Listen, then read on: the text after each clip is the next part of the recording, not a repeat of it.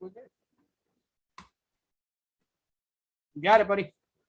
All right, this is episode 8 of the official Shipmate Sports podcast. That's about the most we got for an intro these days. But we're working on it, though. It comes with time, pal. Yeah, that's true. But I think what we got on tap for today is we are gonna do a week one review recap. Yeah, we got a lot to talk about from week one, a lot of storylines to cover. We talked that day, Mikey. We were like, it was like being kids on Christmas, man. Day one. Football's back. I mean, we got a game tonight. How did it feel, Mikey, sitting there on Sunday watching games from 1 o'clock to whenever Sunday Night Football ended? Wasn't that nice? I feel like we're basically like the pregame show that everybody wants to see, but nobody really knows about yet. Once we get out there, but my mom said we're doing a good job, so I think so. I think that's all we really need, man. Your mom's vote carries a good amount of weight to it, so I think she's right. Yeah, I mean her vote counts for a few people, so yeah, man. But yeah, so we started. Our last episode was last Thursday, right? Yeah, it was. We played just before the Bucks kicked off. Yeah. And, we kind of were talking about, what we thought going into this season. We've had some discussions. We've had some predictions. Anything really jump out at you from this past weekend? Like really, really eye-opening? I'll say this, man. That Tampa Bay Dallas game, I texted you during the game. I was like, dude, this feels like a playoff game. Yep. Like I know it's like the kickoff. I don't know if it's the atmosphere or just two good teams going at it. I mean, regardless of how we feel about Dallas or whatever. But, I mean, that just, I was watching like halfway through. I was like, dude, this is like wild card, right? Let me ask you this, Mike. Do you think that having fans back in the stands contributed to that? I believe so. Yeah, I think it was a great game. Like, I do think it was a great game, but I really think having the fans back, elevated it. Yeah. And I mean, it came down to the last play of the game. Like they kicked it to win it, right? Yep. Time expired. I was asleep because your boys got to work in the morning. But I mean, Yeah, we haven't gone viral yet. So nah, I'm not. Look, man, I'm not staying up past like 10:30 for anybody, even the NFL. You know what I mean? Like melatonin kicks in and that's it for me. But the atmosphere, I was excited. Electric. And and watching this past weekend, I think that was, the biggest thing for me, outside of the game to action was just, having the fans back in the stands. I loved the energy that was brought. The optimism that you saw in the fans in there. Whether it was it really like energy is a real thing. Yep. Have you ever, you've been at like a party or a get together or something and somebody shows up and you're just kind of like this dude, man, it'd be like Chief walking down to Birth and you'd be like, bro, like, what are you doing here? Right. It just kind of changes your mood. Yeah. It really brings them in. Yeah. Right. So, but I think that the players feed off that to some effect, to some degree. Right. And I feel like they all said something about having fans back. Anybody who talks to, anybody that was interviewed, I really think that they made a point to talk about, the energy of being back in the stadiums, the fans being there. And like I said, I think it did a lot for the product on TV too. Let me ask you this. Do you think that the Green Bay New Orleans game is different if they play in New Orleans? Do you think inside on a dome, right? Do you think that the Packers maybe score some more points or something like that? I don't. Mike, where was that game played? Was it Jacksonville? Yeah, they played over in Jacksonville, I believe. We'll use that game as a jump start. I mean, I don't know. I don't know if the atmosphere, what negative effect it had on Green Bay, but they left everything back in Green Bay. Everything that they had stayed in Wisconsin. Yeah, they just got steamrolled, and I don't know. Maybe if the game was in New Orleans, maybe New Orleans would have put up a 50 burger on them or something. I mean, it got bad fast. I mean, that's kind of like what I'm saying is that in these interior playing surfaces, right, in a dome, Yeah. Teams typically faster. There's typically more points, stuff like that, right? Mm-hmm. And I'm just look. I still think you play the game that you play, right? Yeah. It was the same for each team. New Orleans had to play in Jacksonville as well, and so did Green Bay. So, I don't know. Maybe it was just, yeah. I think it came off as a really, really bad look for Aaron Rodgers with the offseason that he had, the interview that he had, at the beginning of training camp, and just to come out and lay an absolute egg like that. There's definitely, I know it's week 1 and I know he's done the, the relaxed thing in the past, but if there was ever a week 1 loss that was, should get your antenna up, it's this one. I mean, that was bad. That was a bad loss. Rodgers didn't look like he wanted to be there. He didn't. I mean, he looked like he had tapped out. Yeah. There didn't seem to be any sort of drive to, will them back into the game. And how about Jameis? How about Jameis, dude? To talk about, we'll talk about Green Bay, but how about Jameis, huh? You talk about some question marks at their quarterback. He comes in week 1, 5 touchdowns, no interceptions. How about that? I mean, for a while there, the story in New Orleans, right, was that it's a competition between Jameis and Taysom Hill. Yeah. And so a lot of people were saying, oh, Jameis is, he's no good, obviously, because he has to compete with Taysom Hill, who's who's not really your quarterback. He's more of like Tim Tebow than he is a prototypical quarterback. Yeah, a real right? quarterback. Yeah. Yeah. So, and I mean, not to compliment Tim Tebow or anything, but I mean, I think that's something that probably gets lost, in the past few days, is that Sean Payton is a heck of a coach, right? You bring Jameis Winston in there, Drew Brees leaves. I mean, Green Bay's not a team where it's like, yeah, man, we want to go 8-9 this year, and that'll be a successful year. This is a Super Bowl team. Yeah. Right. I mean, this isn't a team. This isn't a joke for them. I mean, and Aaron comes back, it's only one game. It's like, all right, man, cool, dude. But you're right. It's just like, yeah, you didn't lose. It wasn't 27-24. Mm-hmm. This was a boat race. Dude. This was one of those. This was one of those. Yeah, we took him behind the woodshed and showed him who's boss type things. So, I mean, I think we really need to be giving more credit to the New Orleans coaching staff, the players that bought in.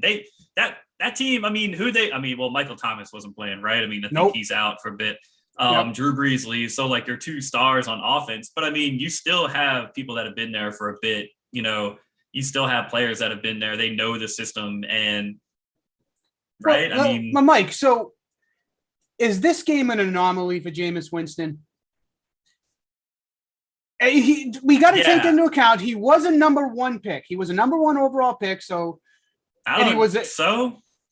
So people knew that there was talent there, but are we going to expect? Now, obviously, you're never going to expect 5 touchdowns, no interceptions, but could we be looking at an MVP Jameis Winston this year, or is this game just a one-off and he'll probably come back down to earth? So this is kind of like where we start to talk about outliers and like the normal data distribution set, right? And for Jameis Winston in his past, he would have thrown 5 touchdowns and 5 picks. 5 touchdowns, right? Exactly. Instead of 5 touchdowns and no interceptions. And so for me, let's pump the brakes. All right, let's just look. Jameis had a good game, and he deserves. And I don't think anybody is completely overhyping. I think it's worth asking. Is this game an anomaly, or is this offense going to be the one that suits? I mean, Drew Brees wasn't Drew Brees until he got to New Orleans. He was a good quarterback. New Orleans is really the only team that gave. Yeah, that's true. So, look, if Jameis does this again next week, if not this exact thing, if he throws, 3 touchdowns, no picks, right, 300 yards, 350 yards, whatever it is, I think it's time. It's time to give that conversation, more credit and talk about a little. So you think it picks up traction after 2 weeks? You want to see it? Yeah, because this is something that we're seeing happen over and over, right? We've seen quarterbacks have games like this, and then the next week, right, on the flip side of that, Rodgers, right, he's going against Detroit it's Monday night, and Yep. like they just got embarrassed, so he's So not looking too great from out of Detroit Lions there. Well, I mean, but that's the thing is this going to be the same Aaron Rodgers that in the past, that if he had taken a 38-3 butt whooping, that he's going to come back looking for blood? Or is this the Aaron Rodgers that's, you know what, I want to host Jeopardy, and that's really all I care about right now? Here, I think we'll have the answer to those questions here in a few evenings, excuse me. I mean, he did go and find out, right? He has options outside of football.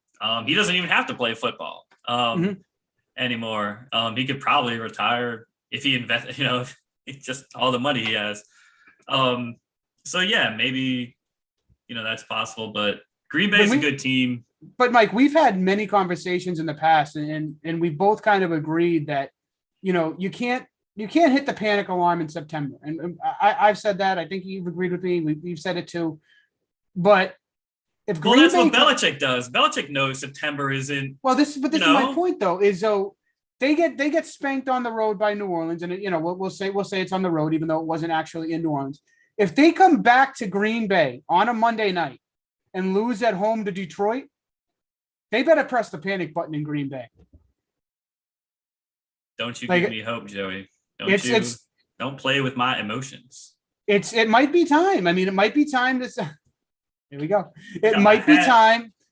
It might be time to, for them to consider moving on. If he's going to be a shell of himself and just kind of mope through the season, it might be time for them to look elsewhere and make a move and, get what they can for him. Who knows what it could be at this point? Probably wouldn't even be that much, but get what you can for him now and turn to Jordan Love now. I don't know, man. He's coming off an MVP season, right? Mm-hmm. Look, same thing with Jameis. Give me a couple more weeks on Rodgers, man. First of all, Detroit's defense isn't, well put together and stuff like that. Well, this is my point. Is if they go home and lose at home to Detroit. But I'm supporting your point here, man. Yeah. I mean, Detroit's kind of a team.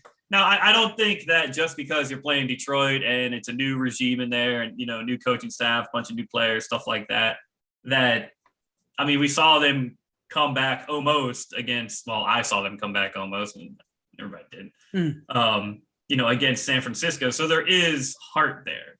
And that's something that, you can't really quantify, right? You can't be like, oh, man, it's a 65% completion rate, stuff like that. I mean, you're seeing a team in Detroit who's, they're going to come out and they're going to compete properly, not just run all over the place. So this is what I think, because I kind of want to bounce around game to game. And I think that that's a good lead into this San Francisco Detroit game, which I was kind of following along to. Now, obviously my side of the ball, you know me with Jimmy G. It looks like he had a good game. Doesn't look like he had a great game, but it looks like he had a fairly good game. 314 yards and a touchdown, no picks. But I'm looking here at Goff. I'm looking here at Goff. 38. They had him throw the ball 57 times. He completed 38 of them, 338 yards and 3 touchdowns. It sounds like, by looking at the stats here, it sounds like he meshed in well. It looks like he was using the tight end and he was distributing the ball. He's got a bunch of different receivers with a catch. It looks like that there's something there on the offensive side of the ball for Detroit to have some optimism about. Well, the cool thing is about what Detroit has on offense is that their offensive line is solid. And if you have a solid offensive line, you can give Goff proper protection. There's room for success there. Mm-hmm. Penei Sewell did a really good job against is it Nick Bosa that's in the Bosa brother that's in San Francisco. Yeah. I think they still got a couple sacks on Goff because you drop back 57 times. They're trying to play catch up and they're dropping deep stuff like that. But and Goff isn't one to, he's not going to do the Matt Stafford thing where he's just going to throw it and force it and then throw a pick or whatever, throw it away. He's going to kind of take what the defense gives him. And that's apparent here by a completion to 9 different receivers, 3 different guys with 8 catches.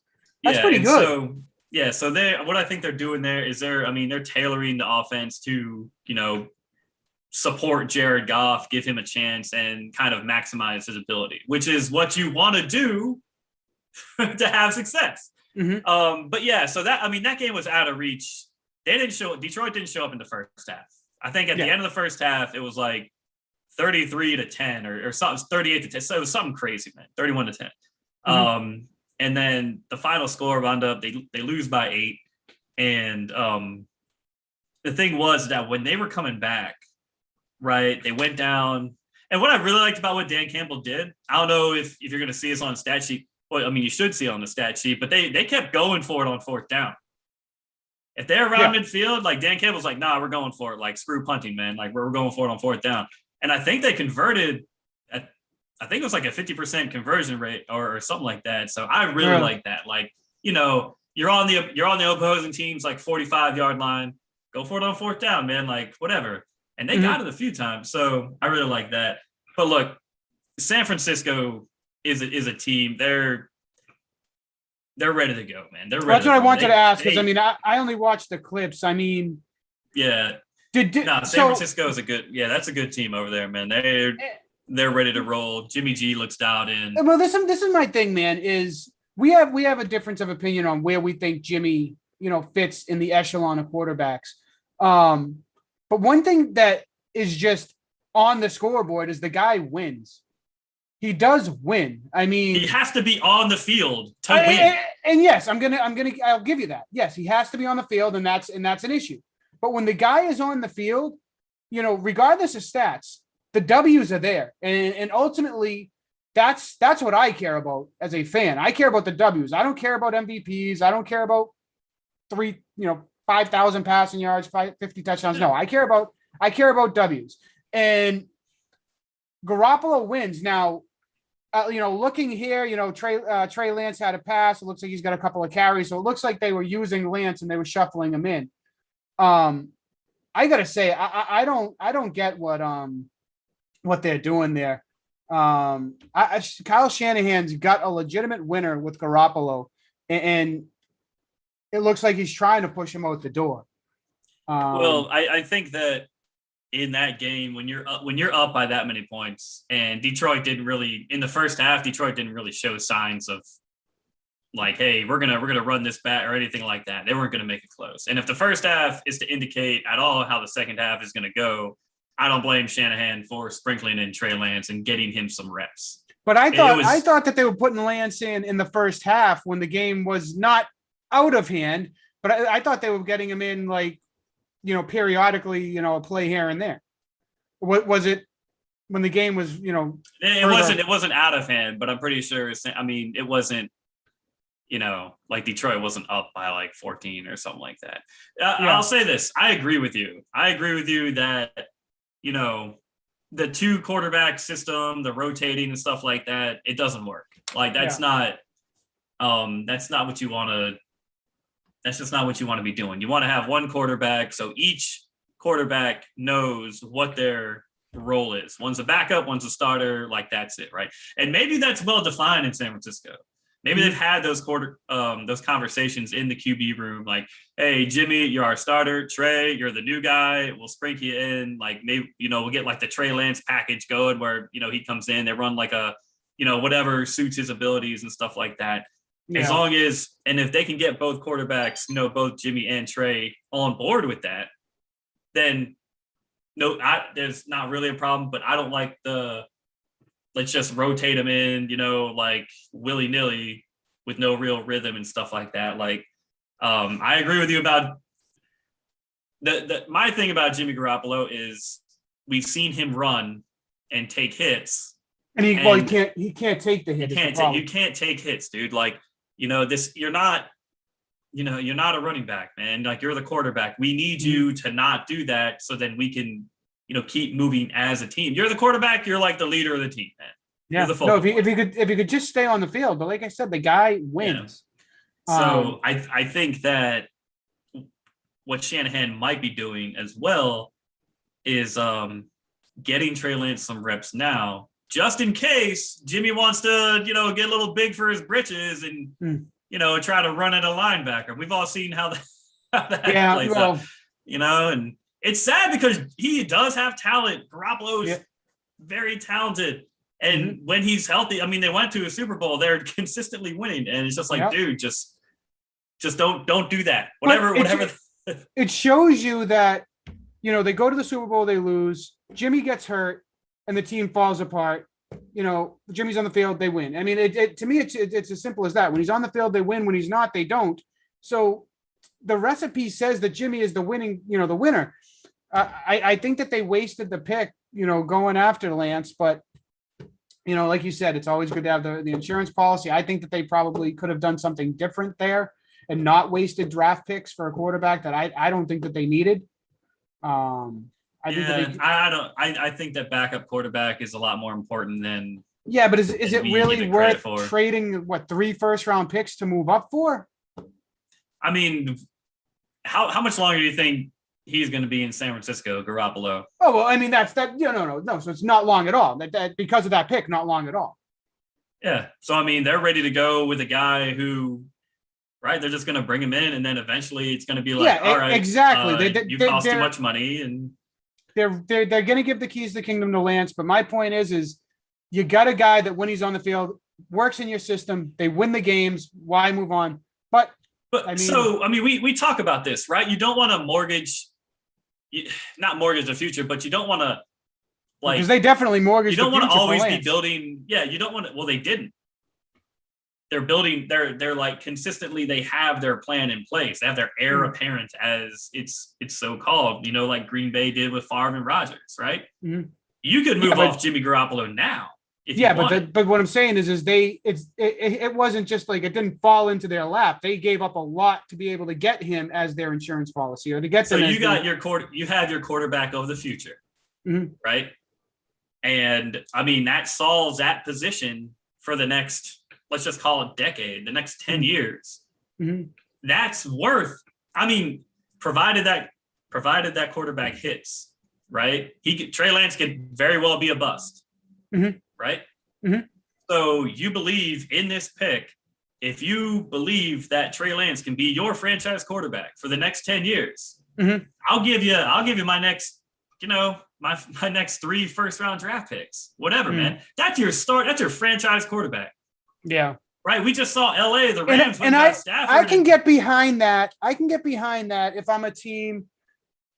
I'll use the Browns, for instance. I know they have Baker now, but the Browns went 20-something years with a different quarterback every year. I can get behind that move if it's just year after year after year, you can't hit on the right guy and you think the trade in 3 first-round picks gets you the right guy.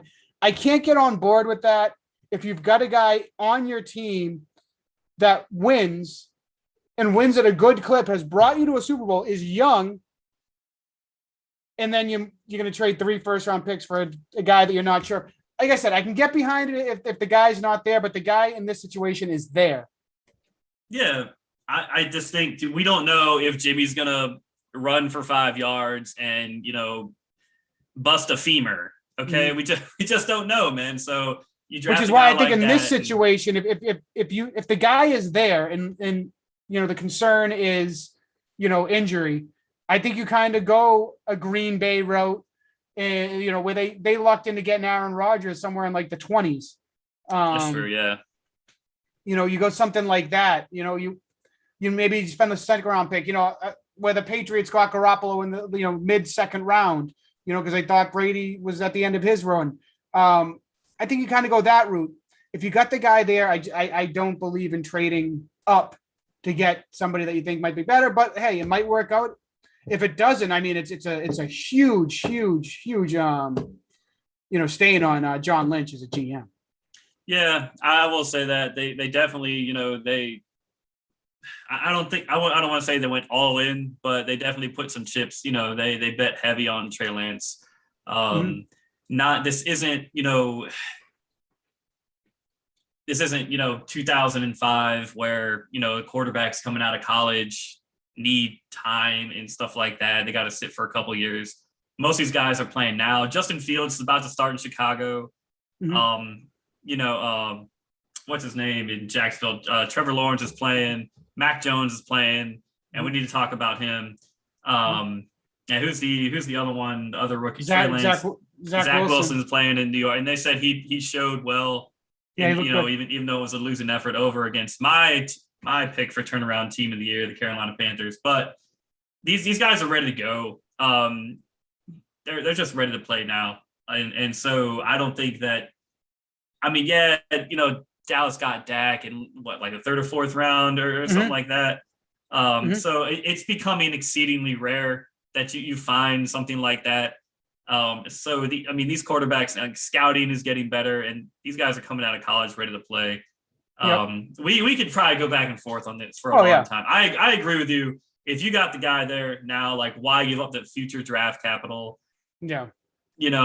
I can see it both ways. But if it doesn't work, if it doesn't work, man, I don't know, just back to the drawing board. Maybe you trade for another veteran quarterback like the Rams did, like San Francisco did. They went and got Garoppolo off the Patriots.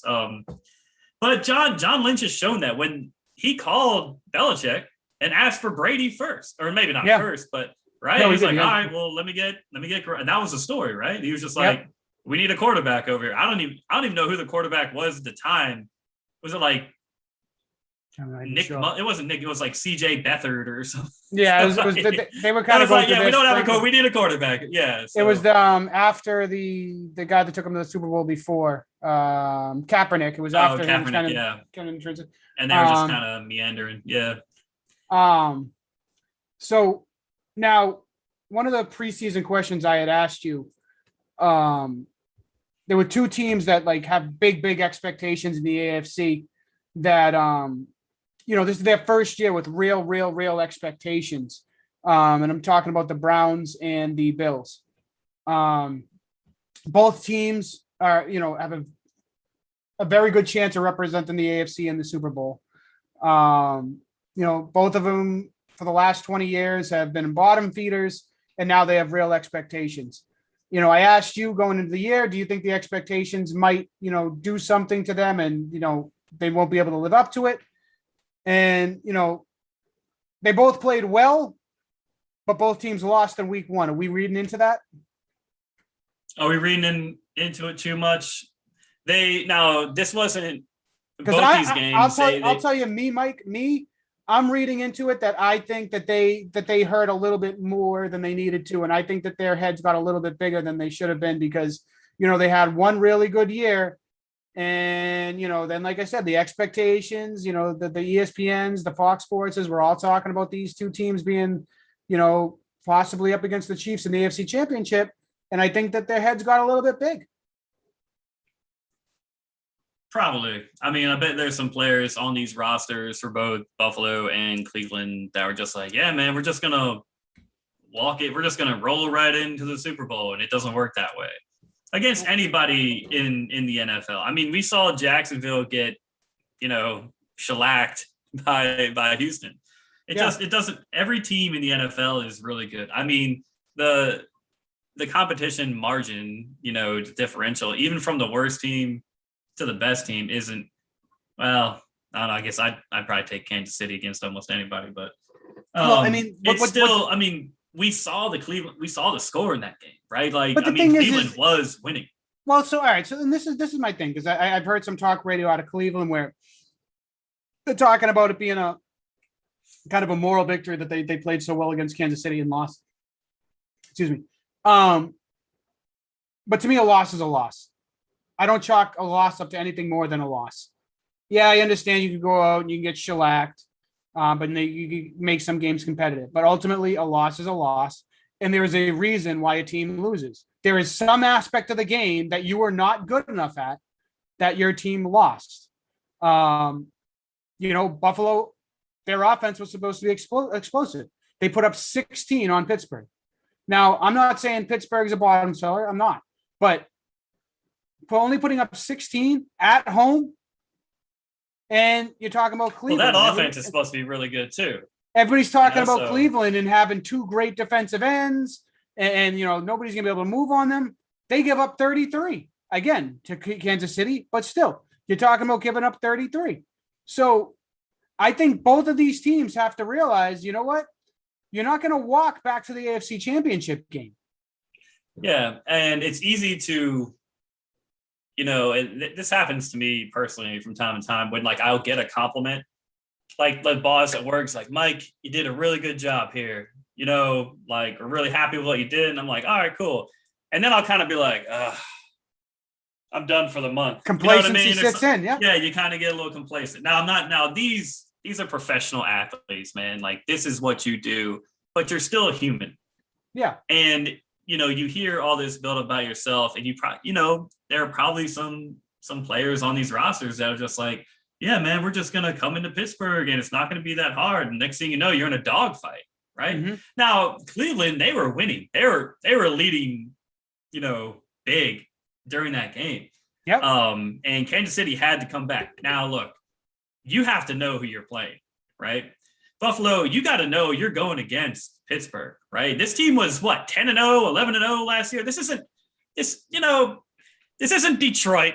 All right. This isn't Jackson. This isn't a rebuild, right? This is a proud franchise with a lot of talent on it, by the way. Yeah. Right? So, and not to take anything away from Buffalo either. Like Buffalo is, a team that has those Super Bowl aspirations, which they rightfully should. Mm-hmm. But I mean, you come into that game and, you got to get it together. So for Cleveland, I think that they had a much better performance than Buffalo. Right. And I'm not saying that they didn't. But I'm not saying that they didn't. Go ahead. I was gonna say, the end result is the same. If you're beating a team, if you got, your proverbial, foot on their throat, then keep it on there. Don't let them get up and get back into the fight. Just keep doing whatever you're doing. Beat them down. This is the pros, man.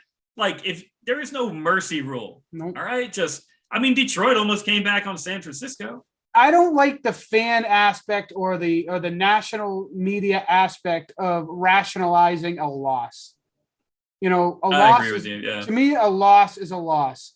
You can sugarcoat it however you want, but at the end of the day, the one is in the L column, not the W column. And that, again, like I said, that's all I care about is where it falls. It's going to fall in the L column or the W column. And if it falls in the L column, like we said, there's a reason why it's falling in the L column. Well, we've had these talks before. Yep. Right. About like, well, he put, and this kind of goes back to the Patriots, the 19-1 season year with Randy Moss and everything. It's just like, did you win or not? No, you didn't. Right. And that's the most important. It's the most important stat. I don't give a damn about Brady's 50 touchdowns. I don't give a damn about Randy Moss catching 23 touchdowns. You know what I do care about? Randy Moss being held to like 2 catches in the Super Bowl.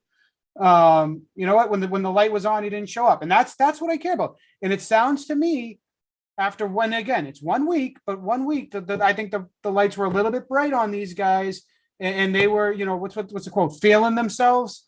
Yeah. The whole Twitter age of,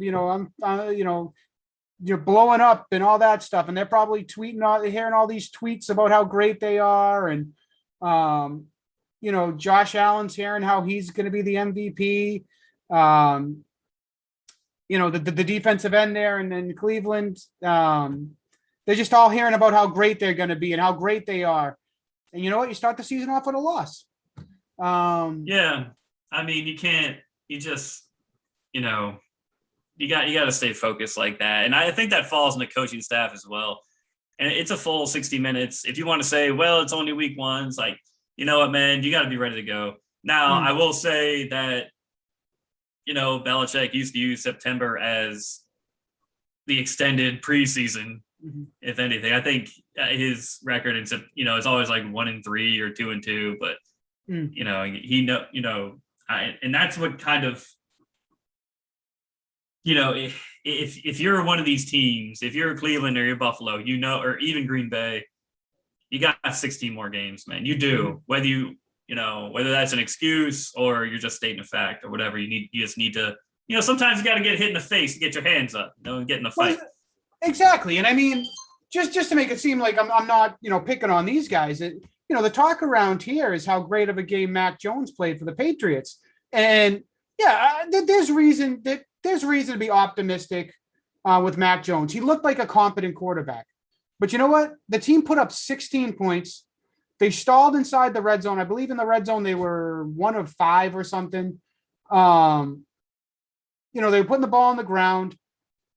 He didn't put the ball on the ground, but ultimately the drives phased, petered out on the opposing side of the field. Whereas on the other side of the ball, Miami didn't do too much more, but Tua looked like a competent quarterback. He was moving the ball, he was moving the chains, and when they needed first downs, Tua was able to get them. And I feel like all the talk in that game has been about Mac Jones, and not a lot of it has been about Tua, who I thought played a very, very good game. And I think it gives Miami something to be optimistic about. There's still talk that they want to go after Deshaun Watson, but what I saw out of Tua, I was impressed with. I thought Tua played a really good game. Well, I mean, the thing about the major criticism about Tua is that right there, he's not like throwing the long bombs and stuff like that, like Mahomes or Brady or Stafford or Wilson or anything like that, right? They kind of, or whatever the not, or he's small and stuff like that. I mean, Breeze was small, right? Like whatever, man. All the physical, now you got to have some physical attributes, you know what I mean? But, Baker's too small, Tua's too small, Drew Brees is too small. Enough of the too small. Steve Young was too small. I mean, whatever, man. I mean, you don't have to be 6'8". I mean, if that was the case, Brock Osweiler would have been a Hall of Famer. So it's, I mean, I get, offensive linemen are all like 6'6", 300 pounds, whatever they are, and you want a quarterback, Kyler Murray, another small guy, right? And so it's a stupid thing to be, it's just a stupid thing to be like, well, he's 5'10", like, so can he play? Can he play the position? Is he effective? Can he win? And I mean, one of those Alabama quarterbacks had to lose, but I mean, unfortunately, it was the wrong 1-1. But hey, you know what? Yeah, man. So it just goes to the point of like, stop hyping a loss. A loss is a loss. You lost, and so this is the thing about where I'm at with the Detroit faithful, right? Is that they saw these good things in the second half. And I'm like, okay, man, cool. But guys, 0-1, man. That's it. Even Dan Campbell said after the game, like, we're throwing the ball 50-something times. It's not our game, man. We're not going to win doing that. Well, and so, there are reasons though to be optimistic. I mean, you can pull things out. Like I said, there's reasons with Mac Jones as a Patriots fan to be optimistic. The offense looked like a pro style offense. It did. It looked like a functional offense. Balls weren't being, thrown at the receiver's feet.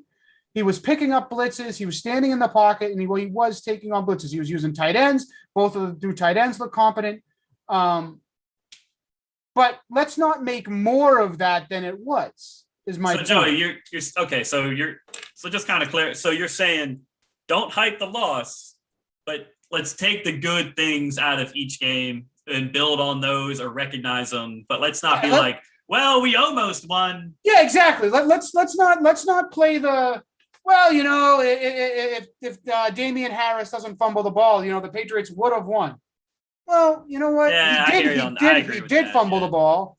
And if he didn't, if they kicked the field goal, there's still 2.5 minutes left in that game. Miami, who was moving the ball well, could have probably marched the ball downfield and kicked the field goal anyway to win. I mean, I'm with that, man, because let's not delude ourselves, right? Let's not, let's not live in this illusion that we create in our minds. Like, well, man, if they didn't score touchdowns in the first, second, and third quarter, we could have got that. You know what I mean? Like, yep. If that fumble doesn't happen, the fact of the matter is that these things did happen. And if your team had to force a fumble to come back, your team did that. Your team was aware enough to force that fumble. If you're on the other side of that, dude, you got to hold on to the ball. I mean, it doesn't matter. Well, we're up by 10 and they need to, man, you got it. Like, so yeah, man, I'm with you on that. Like, let's take the good things from each game, build on that, recognize the mistakes, and let's not act like we didn't make any mistakes, right? It's like let's not act like you're bound for the Super Bowl after a loss. The other team still scored more points than you and was better. The objective of the game is to score more points than the other team that you're playing. Exactly. The objective is to win, right? And so let's not, well, man, they had, 300 yards in the air and 200 on the ground, but they lost. Well, something's wrong, Brett. Like, just something's going on over there. Like, but the other team, they talk about time of possession. The other team only had the ball for 10 minutes, but they're up by 10. Mm-hmm. So then they're, they got something better than the other. Okay. Yeah. I completely agree. Yeah. Do you have, after 1 week, do you have a MVP front runner after 1 week? No, I need Kyler Murray. Maybe. Why not Jameis Winston? Who had a better game? Kyler Murray already played. Jameis Winston comes into a new system against a better team, right? I mean, come on. Give credit. Who's got better weapons right now, Kyler Murray or Jameis Winston? Oh, Kyler Murray. Okay. So Jameis Winston just did more with less against a better team. Sure. Who is the better pick to be more sustainable throughout the year? It's a subjective interpretation, a better pick. It just depends on what your opinion is. If you had to pick between one of those two to be your quarterback, who are you picking? I'm picking Kyler Murray. All right, then. I'm not, yeah, but I'm saying 289 yards, four touchdowns and a pick. And he rushed for a touchdown with 20 yards. So he kind of counted for 5 touchdowns. Yeah, he's starting on my fantasy team. What are you talking about here? Yeah, man. My MVP front runner had a game. He went out and balled, went on the road in Tennessee, a good Tennessee defense, lit them up, put up 38 on the road. What happened to Tennessee, huh? They got, about taking out behind the woods or whatever taking down the woods. Boat raced. Yeah. Chandler Jones, 5 sacks in that game. I mean, how does that even happen? How do you let one guy get 5 sacks? Well, was this an outlier game for Arizona? I would say. Well, for Arizona, I would not say it's like, because we talked about outlier games with New Orleans, right? Yeah. So no, I told you with Arizona, I don't preseason stuff. I think Kyler Murray is ready to take the leap, and I think that he has the potential to be a top 5 quarterback in the league. He could be. We'll see, man. Because I believe he can get higher than that. I'm not going to say that now, but I believe he can be higher than that. I love this kid. I think he's awesome. As it stands right now, it's like Kyler Murray. Well, not in this order, but you got like Mahomes. Kyler Murray's up there. Josh Allen. Like you got those top 5 quarterbacks. Mm-hmm. Let's get more data, right? Because I'm still putting Rodgers in my top 5 quarterbacks, stuff like that. I think where Murray is right now is Murray is ready to. He's taken a leap. I think he's ready to take a big jump this year, and yeah. Like after 1 week, he's definitely my MVP pick. What he did on the road. You're like Russell Wilson over there in Indy. Yeah, he had a good game too. Seahawks had a pretty good game, man. And I honestly, Mike, those are going to be some fun games when those two play each other. I think those are going to be some highlight games right there. Speaking of highlight games, did you see the ending of the Baltimore Las Vegas game? You know what? I did. I actually did. I woke up in time to see it. How fitting would that game have been if the Raiders had lost that game? That would have been such a John Gruden loss. Oh, man, come on, dude. That would have been such a John Gruden loss. And I'm happy. You know what? I'm happy for the fans because they really stuck out there for them. I was happy to see them pull it out. Lamar Jackson. I said he's going to come down to earth this year a little bit. I think that has started. What is it that Matt Kellerman says that there's the cliff for Brady? Maybe Lamar Jackson found that cliff that Brady was supposed to fall off of. Don't give me the Max Kellerman, man. This guy. I mean, if you bet against something long enough, eventually it'll hit. But dude, when you lose 8 in a row, you got to change your tactics. All right, so we got to say the numbers actually aren't that bad for Jackson. 19 of 30, 235 yards and a touchdown in the air, and on the ground, 12 carries, 86 yards. So that's pretty darn good. I'll give it to him. I don't think he's a great quarterback, but those numbers are good. On the other side, look at Derek Carr, 34 of 56, 435 passing yards. That tight end he's got there, Waller, man, he's good. He came over from Baltimore. He was, he was not used there. And since he's gotten to Vegas, what's he gotten? Over 90 catches now 3 years in a row or something. Yeah. Well, yeah, he came over from he's got 90 and 107 the last 2 years. I'm not ready to really go like all in on the Raiders or anything. No. The game did go into overtime. It was in Vegas, and maybe fans in the stands really did make the difference here because it was a close game. It was it was definitely a fun Monday night game. It was definitely a very appointment viewing, I guess, game. That was a good one. I think that you don't always get these.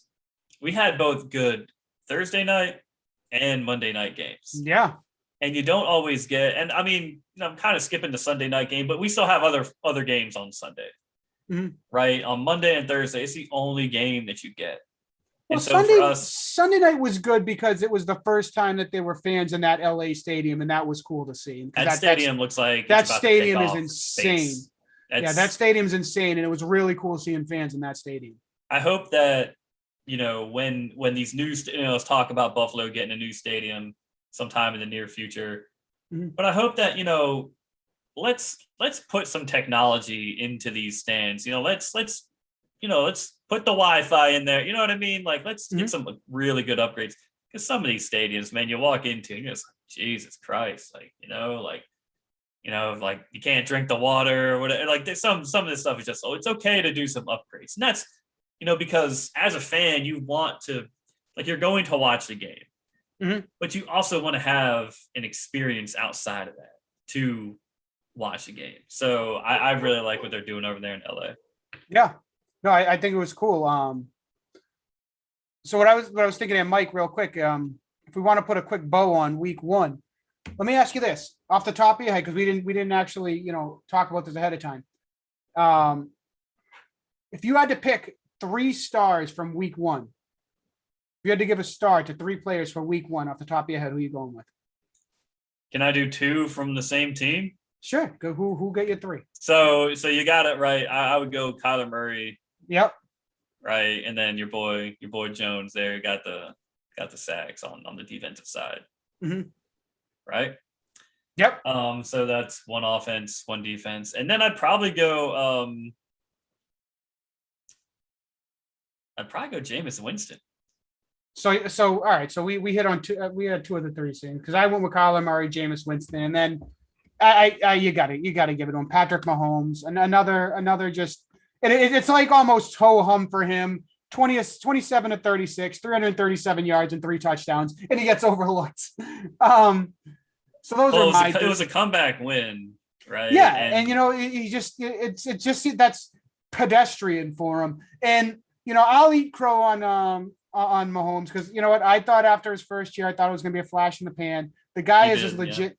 Yeah. The guy is and I admit it. The guy is as legit as it comes. He beats my team all the time. But listen, he's awesome. And, they beat everybody, Joe. It's okay. Exactly. So that's those would be my 3: Murray, Winston, and Mahomes. You got any duds that you can think of off the top of your head? I mean, like Green Bay, the whole team just comes to mind. I think that's that horse is dead.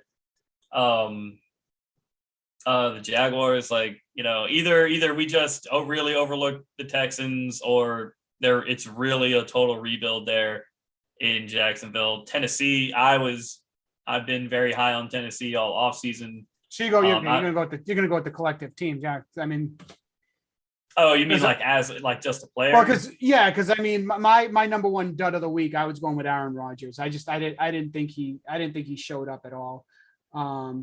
I actually went Josh Allen as a dud for this week. I was expecting absolutely. I was expecting a big start to the season for him. We talked. He was definitely in my conversation for MVP, and I thought that he kind of came out like a dud. And then my third dud was from the Patriots, Damian Harris. He coughs up that ball with just over 2 minutes to go in the game with the Patriots driving in.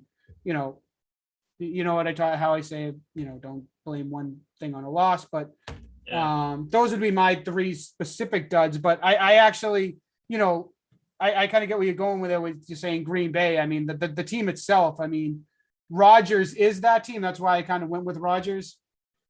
But yeah, Tennessee laying an egg at home. I completely agree with. But I think you said you agree kind of with the Josh Allen thing though. Yeah, I mean, there's a couple others. Well, a really good game this weekend was Cincinnati and Minnesota, and I don't think we really talked about how good Joe Burrow. Isn't that good for Cincinnati? Isn't that awesome for Cincinnati? And he had a nice pass there to Jamar Chase. Wasn't that good? Yeah, I think Jamar Chase, he looks like he's ready to go. So that's good for them. I still think they should have gone offensive line. I'm not complaining about it. Get your quarterback some weapons. They'll be okay. But it's so when he busted his leg, I was bummed. I was like, man, it looks like they finally found somebody. And it's good to see that after the injury, he looks. It's only 1 week, but he looked good. Yeah, man. So, you don't want if a team loses, you don't want to see a team starting quarterback go down ever. No. Right, because you just know, man, when that quarterback goes down, it's call it the seasons, unless you have a backup quarterback, which I have harped on continuously since before we started this podcast, but that's okay. So I mean, another game we didn't really talk about was Washington and Chargers there, and I think that the Chargers are probably being overlooked, maybe because they played Washington or something like that, but. Yeah, Washington. Herbert had a good start to his sophomore year. Yeah, and we all know Justin Herbert is basically the future. It's going to be great for the Chargers to play there in LA in that stadium because they do have a star at quarterback. Yep. Sam Darnold getting his revenge against the Jets. That was really good. But I can't watch all the games, man. I mean, I don't have. Oh, we did a wrap around. I mean, so. Philly beating up on Atlanta. I think. What's going on in Atlanta? When did they just get horrible? I texted you during that game, Mike, and I mentioned I think that Matty Ryan's going to be on the hot seat soon. I think that they're going to be looking for a change at quarterback. And honestly, I wouldn't be surprised if Matt Ryan wants a change of atmosphere to finish his career. Where does Matt Ryan go? Do you think he goes over to Tampa after Brady leaves? No, I think I could see him finding somewhere to go for a couple of years to finish his career, whether it's something like Carolina, whatever. But I think both of those parties are ready to go in their own directions. Philly looked good. Jalen Hurts, dude, all three Alabama quarterbacks looked competent after 1 week. Very good, because that means that I'm wrong about the University of Alabama and their quarterback. It's only one. So. I mean, like I said, it's only one. But then we had Denver and the Giants, right? Denver and the Giants. Yep. What's his face there? Teddy Bridgewater looked like he was in control there. Well, Denver's roster isn't bad. Denver's got a very, very good defense. They get a halfway decent quarterback, man. I mean, they're in business. It looks like Teddy Bridgewater's running that system well, though. It seems like they like what they have in Bridgewater. Unfortunately, Daniel Jones, it doesn't seem like he's clicked there. And they were very high on him out of the gate. I'd like to see that work for the Giants over there. We'll see, man, because Daniel Jones has shown some flashes, and we'll see how that goes, man. I'm kind of with you. I'm kind of, I'm getting kind of bearish on that stock there. I'm getting ready to sell. So, I mean, we'll see. Yeah. But now if we look at week 2, any games in particular really sticking out at you? I mean, for me as a Detroit fan, that's gonna be a good game, Mike. We'll see, man. We'll see. Is it more? I don't think Green Bay is going to score only 3 points again, right? But we'll see. Can they look like a team that corrects its mistakes? Can they look like they're bigger than these offseason storylines? Now they get to play Detroit, right? And Detroit, it's a rebuild. right? It I'm is. telling you, if Detroit wins that Let's, game, it's time to ring the panic alarm in Green Bay. but I don't think that Detroit is the easy out that They've been. they might be thought they've been, right? Yeah. But I'm also like, let's just there's a bias there. I got you. So, No, I got you. So we'll see. I'm fully prepared for that game to be 40-0. So Well, Mike, just looking at it real quick, the one that kind of pops out to me here, Dallas and the Chargers. I think that could be an interesting game. It's in LA. Is it okay? It's in LA. It's that 425 game of the week game. I think it could be a real coming out show for Justin Herbert. Dak had a great week one. Does that carry into week two? Dak's another one that can be in the conversation for MVP. I told you I think he's going to have a better season. I think he's going to pass Russell Wilson. But that game in particular stands out to me because I think that could be a sleepy good game out in LA. Yeah. Well, I mean, we'll see because Dallas definitely showed against Tampa that they're a competent team. They can hang with anybody. And there's some good things they can take away from that game as well. Yeah. The Chargers, right? If you win on the road, it's always impressive, no matter what. Mm-hmm. So yeah, man. I mean that you got the two quarterbacks there. Of course, you got Dallas. Coming to LA, the new stadium, everything like that. Got fans. There's probably gonna be a lot of Dallas fans in there. Mm-hmm. So yeah, I mean, I can totally see Dallas coming in there and pulling out a W. I mean, mm-hmm. So we'll see. I think that game could honestly go either way. There's some other good. I mean, I think tonight's kind of a whatever game with the Giants and Washington. It could be a good game. Washington's at home. I really want to see if Washington bounces back. I really do. Because they're a team that myself included. Yeah, you had some expectations for them. Yeah. Now Fitzy's out, right? Yep. Heineke's in, and yep. I think that Heineke should have been the play all along. Mm-hmm. Even though he's young, he's got the experience. That defense isn't messing around. There's good weapons there on the offensive side of the ball, and I do like Riverboat Ron Rivera. So we'll see what happens in that game tonight. I'll probably tune in for it. Yep. I mean, then Cleveland and Buffalo, again, I'm very interested to see how those two teams do. Cleveland's going to be at home against Houston. That should be an easy game for them. They have no excuse to not win that game. Buffalo's going to be on the road in Miami. That's going to be a tough one. But you know something? Again, if Buffalo's expectations are where everybody has them at, that should be a game that they win. That should be one of those that you can check off as a W. But Miami's defense looked good against New England, but Buffalo's offense is supposed to be a lot better than New England. So I'm really interested to see again how those two teams fare. I mean, if it's in Buffalo, I'm taking Buffalo, but I'm kind of leaning Miami on this one, man. It's in Miami. That's what I'm saying. Like, yeah. Actually, I'll still roll with Buffalo. Miami barely came up there and won against the Patriots. You know what I mean? So, I'll take Buffalo. I think Buffalo just ran into a really good defense there in week one. Yeah. And I'll take Cleveland over Houston as well. I'll take the expected teams to win there. Sure. I'm interested to see how the Patriots respond. They're going to be on the road at the Jets.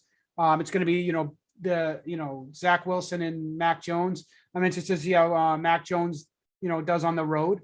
The fans are not going to be very nice to him in New York. They're very rarely nice to Boston people in New York. So they're very rarely nice to each other. Yeah, their own team. So I'm interested to see how he responds to that. It's going to be his first road game. It's going to be his first game after a loss. Obviously, it's the only game is a loss. But there's some good games on tap for week two, Mike. That'll be interested to see how they roll, and that we'll have some good talking points again in our next one. But yeah, like I said, I'm really interested in that Dallas LA one. Tennessee Seattle could be a good one. That'll be good. That'll be really good. I think that Tennessee. I think they will wake up. But is it in Seattle? Yep. You got them going east. I see them going west. I don't know, man. It might be Tennessee might be looking at 0-2 here. Mm-hmm. Denver at Jacksonville. If Denver goes in there and beats Jacksonville at home, I mean, I don't think that Jacksonville's got like a rowdy fan base, but does that rattle Urban Meyer a little bit? An early season loss at home. There's also now talks about the USC job for Urban Meyer. I don't. He's outright denied it, but he's outright denied things in the past that wound up coming to fruition. If it gets ugly in Jacksonville, does all of a sudden his toe hurt or something and he has to stop coaching? It seems like anything time something seems to go the wrong way for Urban Meyer. Does his toe hurt? Come on, man. I don't think it goes that way, dude. So yeah, no, I mean, I'll still take Denver to win, but nah. I don't think Urban Meyer quits to go to USC, not like mid-season or after the season. You got Trevor Lawrence, man. He said he's committed to building. He said he's committed to building an NFL program, so we'll see. He should, man. I mean, Jacksonville, they haven't really had that sustained success. Well, a lot. I mean, compared to the Patriots, nobody has. But I mean, Patriots aside, I mean, we're always talking about teams like the Steelers and Packers and stuff like that, kind of like the traditional team, the Cowboys. It just kind of, the Seahawks have been good ever since Russell Wilson's been there pretty much. And the Saints have always been good since Sean Payton's been there. And, Jacksonville hasn't really had that. I mean, not a lot of teams. I mean, there's not a whole lot. I mean, Detroit's never had that. Minnesota's got that with Mike Zimmer. They're, ever since like Mike Zimmer's got there in Minnesota, it's like Minnesota's a good team, right? Like, yeah. So, if he's gonna build that, so he has his work cut out for him. But I mean, it can be done. It's not going to be easy. Nope. So. And so, like I said, man, I think we got a good slate of games for week 2 that we can talk about next go round. Might be a hiatus next week. Yes. I will be traveling, but I will bring my stuff with me, like I did on my last trip. So we shall see. I'll let you know, but it might be a little bit longer than a week. So that's fine. Yeah. Oh, but we will. We're tallying the Shipmate Sports podcast record right now. I'm up 8-5 after 1 week on Mikey, and we're gonna. I think what a connection issue. What? So we will keep track with that. We'll make sure we get our picks in by the end of the week. And what do you think, Mike? We'll get to him next episode. Who you got tonight? God, I don't even know. I guess where Washington's home, I'd go Washington. I got Washington as well. Yeah. Even with the backup quarterback, I think I'd still lean Washington. Yeah, I mean, New York's good, man, but I'm going Washington. Yeah. Cool. All right, man. All right, so are we good for tonight? They were good, brother. All right. Catch you guys next time. Bye, pal.